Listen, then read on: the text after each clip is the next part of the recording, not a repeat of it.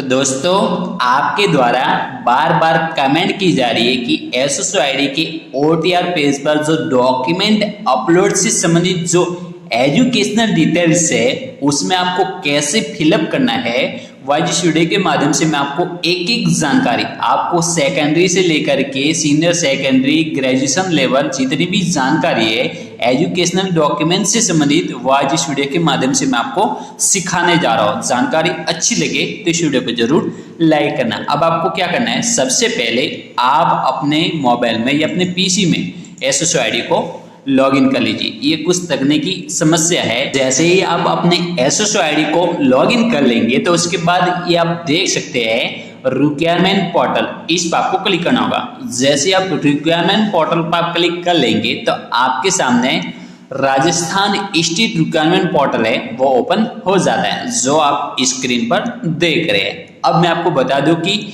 Rajasthan state requirement portal पर एक options देखने को मिल रहा है, डॉक्यूमेंट डिटेल्स। ये आपके सामने नया ऑप्शंस है। इसी ऑप्शंस के माध्यम से आप अपने जितने भी डॉक्यूमेंट है वो अपलोड कर पाएंगे। तो सबसे पहले आपको डॉक्यूमेंट डिटेल्स, इस पर आपको क्लिक करना होगा।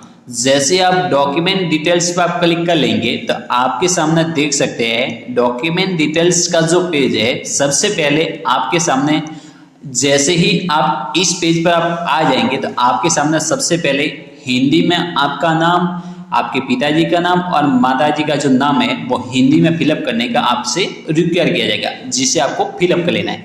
जैसे ही आप अपना हिंदी में नाम फिलअप कर लेते हैं तो आपके सामने इस तरह का एक मैसेज आ रहा है, डिजी लॉकर इंटीग्रेशन रिक्वायरमेंट, यानी कि आप अपने जितने भी डॉक्यूमेंट है वो डिजी लॉकर से यदि आप कंपेयर करना चाहते हैं, आप अपने डिजी लॉकर से डॉक्यूमेंट वो को वेरीफाई करना चाहते हैं तो आप राइट क्लिक करके सबमिट पर आप क्लिक कर लीजिए। और सबमिट पर क्लिक करके आप अपने डिजी लॉकर के जितने भी आपके डॉक्यूमेंट है उसे सिलेक्ट करके आप सबमिट पर क्लिक कर लीजिए। यानी कि आपको अपने डॉक्यूमेंट यदि डिजी लॉकर से वेरीफाई करवाना है तो आप यस पर आपको राइट क्लिक करके सबमिट पर क्लिक करना होगा। लेकिन आपके डॉक्यूमेंट आपको मैन्युअली फिलअप करना है, आपके डिजी लॉकर पर आपके डॉक्यूमेंट अपलोड नहीं है तो आपको मैन्युअली करना है। तो आपको क्या करना होगा, सबसे पहले आपको यहाँ पर राइट क्लिक करके सबमिट पर क्लिक करना होगा। सबमिट पर क्लिक करने के बाद अब आपको क्या करना है, कैंसिल। यदि आप डिजी लॉकर से करना चाहते हैं तो ग्रांट डिजी लॉकर एक्सेस, लेकिन आप अन्य मैन्युअली आप फिलअप करना चाहते हैं तो आपको कैंसिल पर क्लिक करना होगा। जैसे आप कैंसिल पर आप क्लिक कर लेंगे तो आपके सामने देख सकते हैं सबसे पहला वाला ऑप्शन है आइडेंटिटी डॉक्यूमेंट। यहाँ पर आपने जिस डॉक्यूमेंट से आपने ओटीआर किया था वो आपके सामने आ जाता है। जैसे जन आधार कार्ड से ओटीआर किया है तो जन आधार कार्ड वेरीफाइड आ गया है, आधार कार्ड से किया होगा तो आधार कार्ड वेरीफाइड यहाँ पर आ गया होगा। अब यहाँ पर खास इंपॉर्टेंट बात, यहाँ पर डॉक्यूमेंट वैलिडेशन एजुकेशनल डॉक्यूमेंट से संबंधित है। तो अब आपको क्या करना है, सबसे पहले यहाँ पर आप देख सकते हैं नॉट अपलोडेड, यहाँ पर आपको क्लिक करना होगा। जैसे आप यहाँ पर आप क्लिक कर लेंगे तो आपके सामने ऐड एजुकेशनल डॉक्यूमेंट, सबसे पहले आप अपने डॉक्यूमेंट ऐड करने के जो रिक्वायर है वो आपसे किया जा रहा है। तो सबसे पहले ऐड पर क्लिक कर लीजिए। ऐड पर क्लिक करने के बाद आपके सामने देख सकते हैं एंटर एजुकेशनल डॉक्यूमेंट डिटेल्स।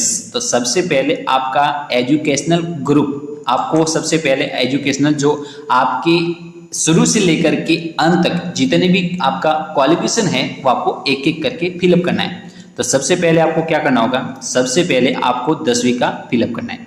तो 10वीं सेकेंडरी सिलेक्ट कर लीजिए।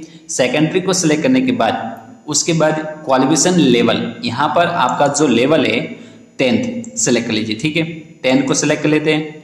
उसके बाद आपका एजुकेशनल डिटेल्स आ जाता है।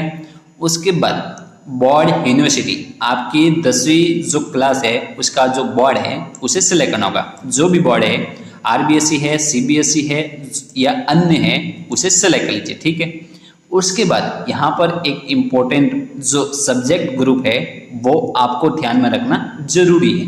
तो आपको मैं बता दूं कि सेकेंडरी यदि आपने सेलेक्ट किया है तो आपको सब्जेक्ट ग्रुप कौन सा फिलअप करना है। तो सबसे पहले एक एक करके आप सब्जेक्ट ग्रुप है वो आप चेक कर लीजिए, यदि उसमें है या नहीं है और नहीं है तो कौन सा सेलेक्ट करना है वो आप एक बार देख लीजिए। तो सबसे पहले आप देख सकते हैं, सबसे पहले आपको सेकेंडरी सब्जेक्ट आपने सेलेक्ट किया है तो आपको लगभग ऑल सब्जेक्ट से संबंधित एक ऑप्शन होता है, उसे सेलेक्ट करना होता है। लेकिन यहाँ पर ऑल सब्जेक्ट से संबंधित सब्जेक्ट का ग्रुप नहीं है तो आपको यहाँ पर केवल आपको एजुकेशन सेलेक्ट करना होगा, ठीक है। क्योंकि अन्य सब्जेक्ट जितने भी सब्जेक्ट है वो 10वीं से रिलेटेड नहीं है, इसलिए आपको एजुकेशन यहाँ पर। लेकिन जैसे ही आप नॉट एप्लीकेबल टाइप कर लेंगे, आपका ग्रुप इस सब्जेक्ट में नहीं है, तो जैसे ही आप नॉट एप्लीकेबल सेलेक्ट कर लेते हैं तो उसके बाद आपके सामने देख सकते हैं ये सब्जेक्ट ग्रुप आ जाते हैं।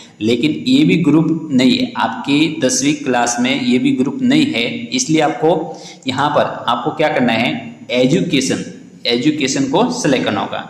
जैसे आप एजुकेशन को सिलेक्ट कर लेंगे तो उसके बाद सब्जेक्ट डिटेल्स में आपको यहाँ पर आप देख सकते हैं वापस आपको अपना जो एजुकेशन या एजुकेशन जनरल दोनों में से कोई भी एक सेलेक्ट कर सकते हैं। तो एजुकेशन सेलेक्ट कर लीजिए, ठीक है। उसके बाद टाइप ऑफ एग्जामिनेशन, यहाँ पर आपका टाइप ऑफ एग्जामिनेशन प्राइवेट है या सबसे पहले यदि रेगुलर स्टूडेंट है तो रेगुलर सेलेक्ट कर लीजिए। डिस्टेंस से संबंधित जैसे कि आप इग्नू हो गया या अन्य जो भी है उससे संबंधित आपने कर रखी है तो आपको डिस्टेंस सेलेक्ट करना होगा। प्राइवेट यदि आपने नॉन प्राइवेट स्टूडेंट से आपने 10वीं की है, जैसे कि ओपन स्टेट हो गया, RSOS जो प्राइवेट स्टूडेंट होते हैं उनके लिए प्राइवेट सेलेक्ट करना होगा, ठीक है। यदि आपने रेगुलर किया है तो रेगुलर सेलेक्ट कर लीजिए। उसके बाद ओवरऑल रिजल्ट, आपका जो रिजल्ट है वो किस में है, परसेंटेज में है या CGPA में है या रिजल्ट आपका वेटेड है या अपेयरिंग है, 10वीं में पढ़ रहे हैं या रिजल्ट अवेटेड है, तो आपको ये सेलेक्ट करना होगा। ग्रेड में है तो ग्रेड में, यदि आपके परसेंटेज नहीं है और पास रिजल्ट लिखा हुआ है तो पास सेलेक्ट कर लीजिए और फेल लिखा हुआ है तो फेल सेलेक्ट कीजिए, ठीक है। जो भी है उसे सेलेक्ट लीजिए। जैसे आप परसेंटेज सेलेक्ट कर लेंगे तो आपके सामने सबसे पहले रोल नंबर जो स्टार मार्क है वो फिलअप करना जरूरी है, ठीक है। रोल नंबर फिलअप कर लीजिए। एनरोलमेंट नंबर, यहाँ पर आपको ध्यान में रखना जरूरी है कि एनरोलमेंट नंबर यहाँ पर आपके कौन से हो सकते हैं, तो जो रजिस्ट्रेशन नंबर होते हैं 10वीं बोर्ड के ऊपर जो रजिस्ट्रेशन नंबर होते हैं वो एनरोलमेंट नंबर होते हैं, ठीक है। उसके बाद ईयर ऑफ पासिंग, यहाँ पर आपके 10वीं आपने किस ईयर पास की है वो फिलअप कर लेना है। मैक्सिमम मार्क, आपके कितने टोटल मार्क्स कितने हैं और कितने आपके मार्क्स आए हैं ऑप्शनल मार्क वो फिलअप कर लेना है, ठीक है। उसके बाद नंबर ऑफ अटेम्प्ट, आपने 10वीं कितने साल में पास की, एक ही साल में आपने पास की है तो एक लिख देते हैं, ठीक है। उसके बाद मार्कशीट अपलोड करनी है जो 100 KB से लेकर के 400 KB के बीच में आप आसानी से कर सकते हैं, ठीक है। यहाँ पर सर्टिफिकेट, तो सर्टिफिकेट स्टार मार्क नहीं लिखा हुआ है इसलिए आपको अपलोड करने की जरूरत नहीं है, लेकिन आपको मार्कशीट अपलोड करनी जरूरी है। तो ये हो गया 10वीं का। अब आपको 12वीं का सेलेक्ट करना है तो आपको सेकेंडरी की जगह आपको क्या करना होगा, यहाँ पर सबसे पहले ये 10वीं का रिकॉर्ड आपको सेव करना जरूरी है, सेव मैन्युअली, ठीक है। उसके बाद आपको वापस ऐड पर क्लिक करके आप अपना 10वीं के बाद में 12वीं का सेलेक्ट लीजिए, ठीक है। सीनियर सेकेंडरी, जैसे अब सबसे पहले सीनियर सेकेंडरी सेलेक्ट कर लेते हैं, एक बार मैं आपको करके बता रहा हूँ। जैसे आप सीनियर सेकेंडरी आप सेलेक्ट कर लेंगे तो उसके बाद क्वालिफिकेशन लेवल, यहाँ पर आपको 12th, ठीक है, 12th सेलेक्ट कर लीजिए।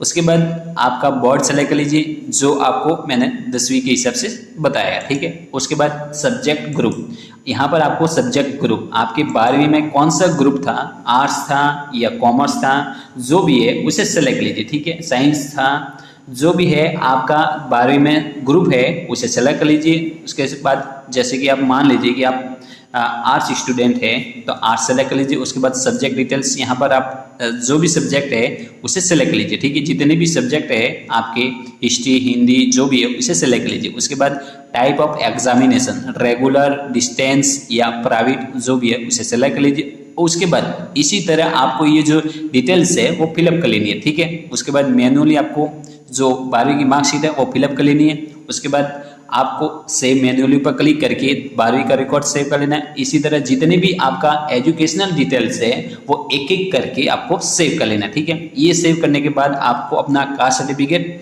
यहाँ पर अपलोड, नॉट अपलोडेड, अब आपको यहाँ पर रजिस्ट्रेशन नंबर आपके जो टोकन नंबर होते हैं और जो रजिस्ट्रेशन नंबर होते हैं वो यहाँ पर फिलअप कर लीजिए और फेस पर क्लिक करके एक बार यदि टोकन नंबर फिलअप कर लीजिए। टोकन नंबर से यदि आपका डाटा फेस हो जाता है तो आपको कोई दिक्कत नहीं है। यदि आपके पास टोकन नंबर नहीं है तो रजिस्ट्रेशन नंबर आप कैसे फिलअप कर पाएंगे? तो सबसे पहले आपको क्या करना है, मैं आपको बता दूं कि सबसे पहले आप अपने मोबाइल में किसी एक ब्राउजर को ओपन कर लीजिए। उसके बाद यहाँ पर आपको क्या करना है, ई मित्र स्टेटस, जैसे आप ई मित्र स्टेटस टाइप कर लेंगे और सर्च पर आप क्लिक कर लेंगे तो उसके बाद ऑनलाइन वेरिफिकेशन पर क्लिक कर लीजिए।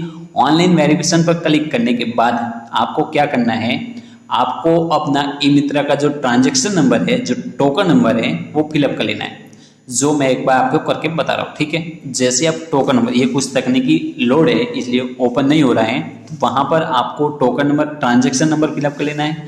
ट्रांजैक्शन नंबर फिलअप करने के बाद आपके सामने ये आप देख सकते हैं, यहाँ पर ट्रांजैक्शन नंबर फिलअप कर लीजिए।